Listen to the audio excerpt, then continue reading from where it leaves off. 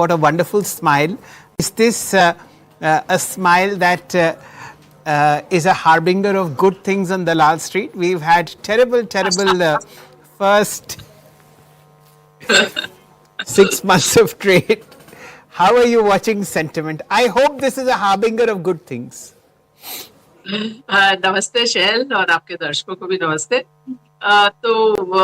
As far as the market is concerned, I mean, my view has been that overall the sentiment has been so negative. I mean, for the first time, I see my fellow fund managers no longer selling the India growth story. Abhi sab log risk ginwa rahe hain, everybody is enumerating the risks, and sentiment is a contra-indicator. So, this is not my opinion. This is research studies all across the world, not just India and US, but wherever they've been done on whichever continent, the conclusion is the same, that when sentiment is very negative, the next period returns are below normal. When sentiment is very positive, as it was for the first 8 months of, let's say, 2024, then the next period returns are below normal. It's a probability game. I'm not saying that I know what the index will be a year from now, but probability wise, it is that it should do better.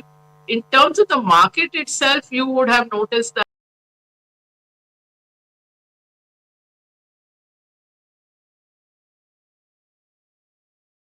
the market breadth has been broadening. So absolutely, if you look at 2025, it was a very, very narrow market. So calendar 25, most of our Indian indexes were up 5-6% or so. But the average stock was down. The median stock was down. 40% of the stocks were down more than 10%. And in normal markets, you see something like a 40% stocks outperforming. At kind of one point in 2025, only 10 to 15% stocks were outperforming. It was that narrow. So now that that is expanding, which is a good sign. In terms of valuations, I don't think, if you go sector by sector, because there's no point looking at index valuation, because the index composition itself changes so much. You go back 20-25 years, the average at one point there weren't banks in the index. I mean, it's hard to believe now when they are the highest weightage. Or, PSUs at one point used to dominate. So if you look, but sector by sector, the valuations are not at extremes. So I don't see, big, and in many cases, they are below average. PE ratios of certain sectors are below average.